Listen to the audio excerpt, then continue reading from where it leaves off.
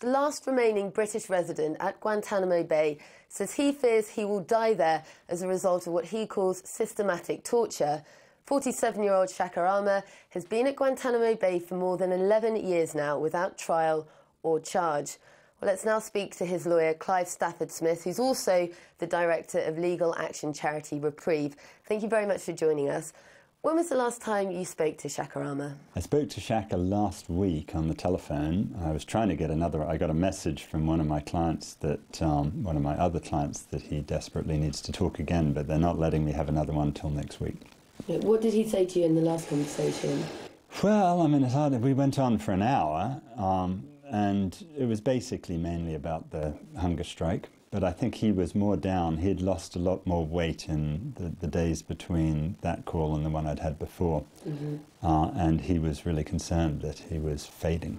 It's been more than 2 months now that hunger strike's been ongoing. How's his health? His health was terrible before he started the hunger strike. And so, you know, what do you think when you stop eating for 2 months? And he's being horribly abused. I mean, the US, unfortunately, is taking a very vindictive attitude. The colonel in charge of the camp seems to have an absurd position on how you treat people. The colonel said to one of my other clients, we know how to deal with you because I've got children myself. And Shaka's response, which I thought was quite humorous, was if he's treating his children like he treats us, we need to send the social services around there to straighten him out. When prisoners talk about abuse, have you yourself seen evidence of that? Well, Shaka's going through what they now call FCE, which is forcible cell extraction. It's a euphemism that's gone through many transitions over the last several years.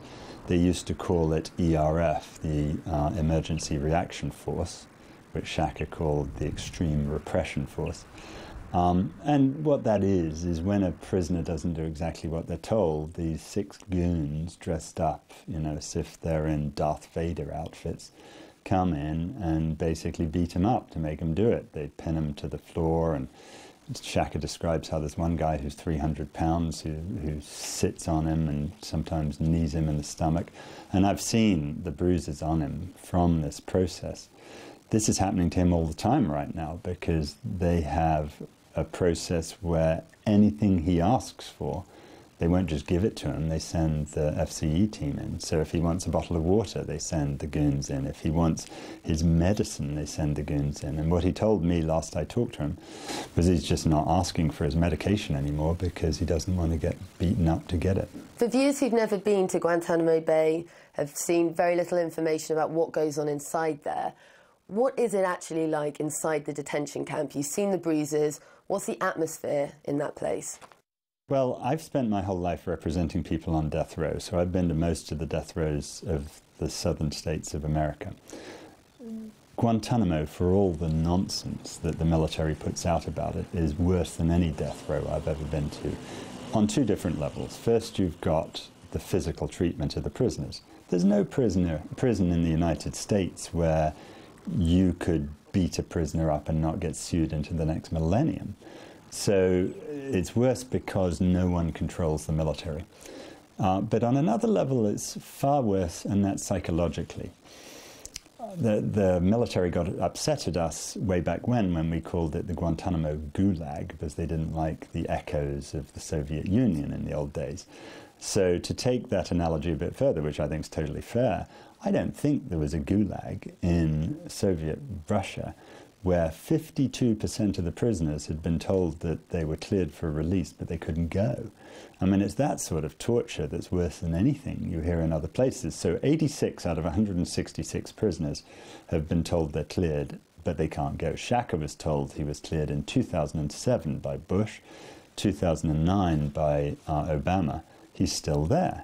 And there is no legitimate reason why he can't come back to London tomorrow. When we talk about him being cleared for release, I understand there's new information that's come to light recently and that the Foreign Secretary, William Hague, wrote to you. Can you tell us what he said? Well, the new information that just came to light is new disinformation, which is William Hague, the British Foreign Secretary, wrote to me saying that he'd been told by the Americans that Shaka is only cleared to go to Saudi Arabia, not to Britain. Well, that's total drivel. There's no other prisoner that I know of out of 166 people in Guantanamo who's only been cleared to go to one place. Shaka's never been told he's only cleared to go to one place. He's been given 2 notices, neither of which say that. Now, there's a reason for it, and the reason is they want to gag him.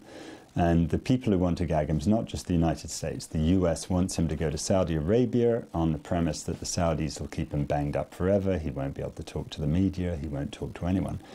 So certainly the US would like to keep Shaka quiet because of everything he's seen and everything that's happened to him. But I'm very much afraid that it's also the British intelligence services who want to keep him quiet, because they know that Shaka is a witness against them. Going back to Bagram Air Force Base in January 2002, Shaka was there. The British saw him and were legally complicit in his torture there. But also, Shaka saw Ibn Sheikh al-Libi being tortured, and this is the most embarrassing example of torture that America's had. So the last thing that either the British or Americans want to come out of Guantanamo Bay is Shaka Aamer, who can shed some light on the torture that led to that catastrophic mistake. What is it that Shaka Aamer knows that other detainees don't? I know exactly what he knows because he's told me. He was in Bagram. He was one of the first 5 prisoners held by the Americans in Bagram, and he was taken there just before New Year 2001. And al-Libi had just been taken, and the Americans at the time thought he was a big-time al-Qaeda person, which he wasn't. He was never a member of al-Qaeda. So the Americans were abusing him to try to get him to make statements.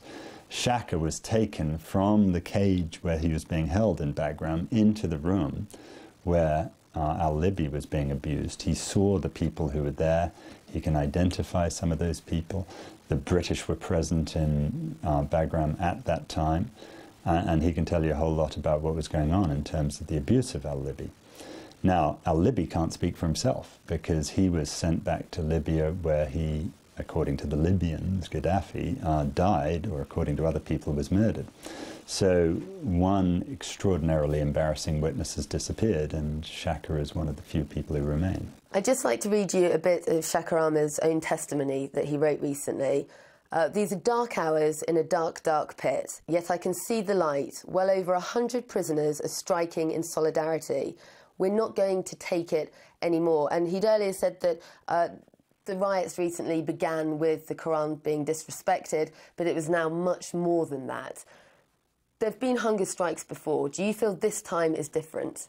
This time is different for 2 reasons. One is that there's many, many more people on hunger strike. And the thing that gives Shaka hope is he feels that there is solidarity among the prisoners that he hasn't seen for a long time in that prison.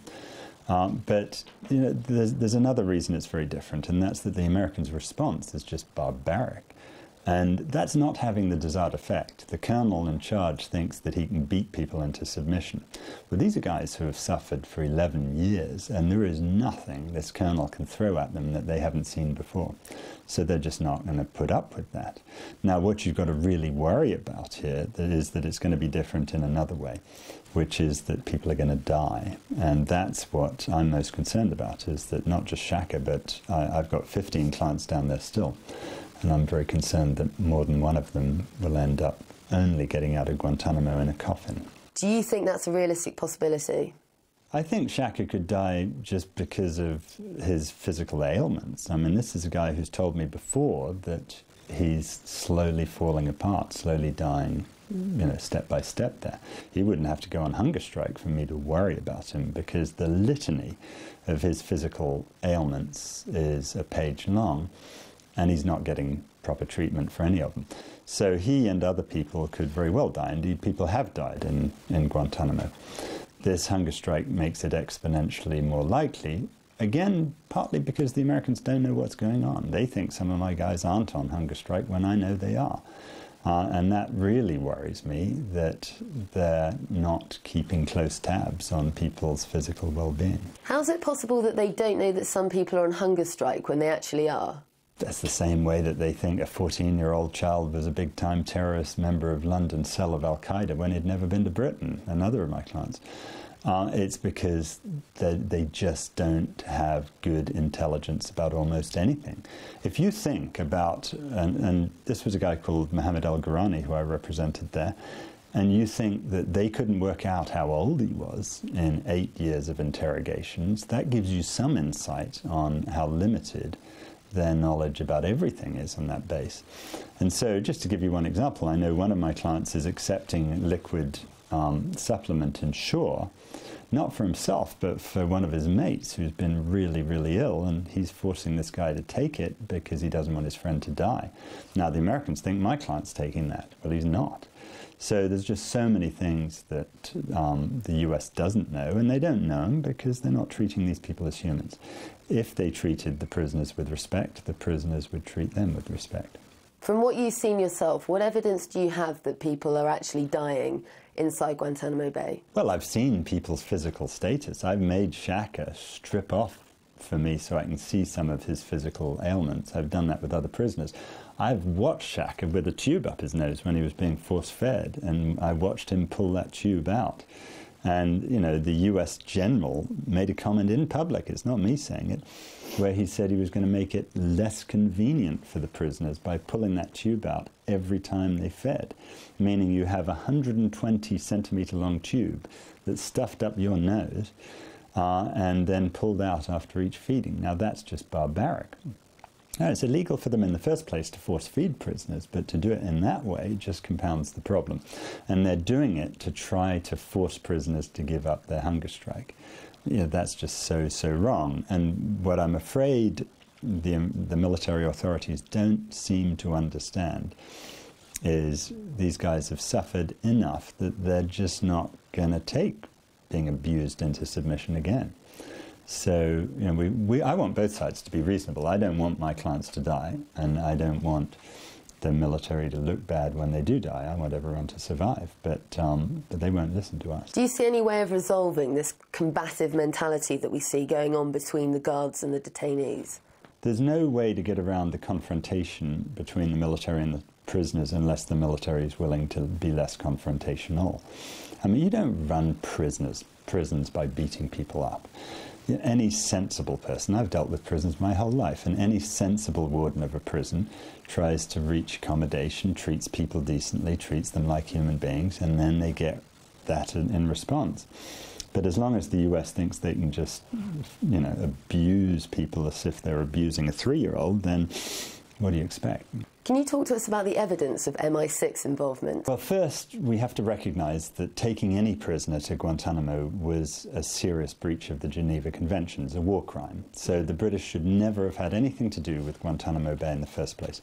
But did they? Of course they did. They were sending agents first to Bagram, where Shaka was held, then to Kandahar, where he was held again, for example, and then to Guantanamo, where all the prisoners were held. And they were interrogating people there. That's illegal. They were providing information, very often misinformation, certainly in Shaka's case, to the Americans that was then used to maintain this detention without trial. All of this is criminal offense. All of this, ultimately, if I have my way, they're going to end up facing the International Criminal Court, which is certainly what I got in my sights if the British police don't do it. Clive Stafford-Smith, thank you very much for joining us today. Okay.